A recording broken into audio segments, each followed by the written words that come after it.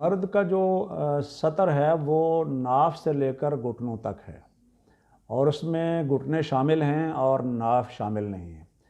پہلی چیز تو یہ ذہن میں رکھے۔ دوسری بات یہ ہے کہ آدمی لباس پہنتا ہے زینت کے لیے، تو جب وہ زینت کے لیے پہنتا ہے تو ظاہر ہے وہ باقی جسم کو بھی ڈھانپے گا۔ اب نبی علیہ السلام کو اگر آپ دیکھیں تو آپ ہمہ وقت سر پر عمامہ رکھتے تھے، حالانکہ آپ علیہ السلام کے سامنے کچھ لوگ ننگے سر بھی ہوتے تھے، یعنی اس کو لازم قرار نہیں دیا نبی علیہ السلام نے، لیکن اس کے باوجود خود آپ اس کا اہتمام کرتے تھے، اور اکثر و بیشتر باقی لوگ بھی کپڑا دستیاب ہوتا تو اس کا اہتمام کرتے تھے، تو وہ زینت میں آتا ہے۔ زینت اختیار کرنے کا حکم دیا گیا ہے، اور خاص کر یہ کہا گیا کہ خذوا زینتکم عند کل مسجد، جب آپ نے عبادت کرنی ہو تو اس وقت آپ زینت اختیار کریں۔ میں نے آپ کو بتایا سطر کے حوالے سے، لیکن جس آدمی کے کندھے ڈھانپے ہوئے نہ ہوں اس کی نماز نہیں ہوتی، یعنی سطر ڈھانپنا بھی ضروری ہے اور اس کے ساتھ ساتھ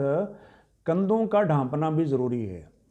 تو تب اس کی نماز ہوگی، یعنی یہ منیمم لباس ہے نماز کے لیے۔ کہ اگر کوئی آدمی باقی اضافی کپڑے نہیں پہن رہا یا اسے دستیاب نہیں ہے تو وہ انشاءاللہ گناہ گار نہیں ہے۔ جو چیز لازم ہے، فرض ہے، وہ یہ ہے کہ اس کا سطر کسی کے سامنے ظاہر نہ ہو۔ مرد کی بات ہم یہ کر رہے ہیں کہ اس کا سطر ناف سے لے کر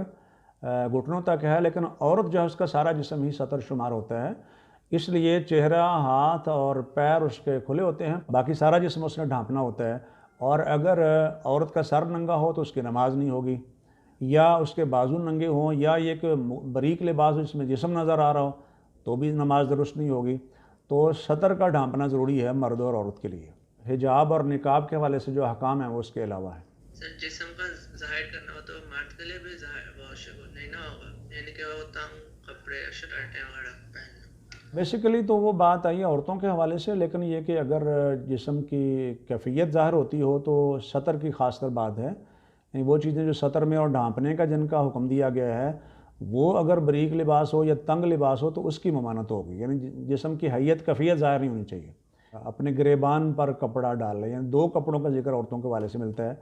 تو اس کا مقصد یہی تھا کہ جسم کی کیفیت بھی ظاہر نہیں ہونی چاہیے، خاص کر وہ چیزیں جو سطر میں آتی ہیں ان کی کیفیت ظاہر نہیں ہونی چاہیے، تنگ لباس کی وجہ سے یا باریک لباس کی وجہ سے۔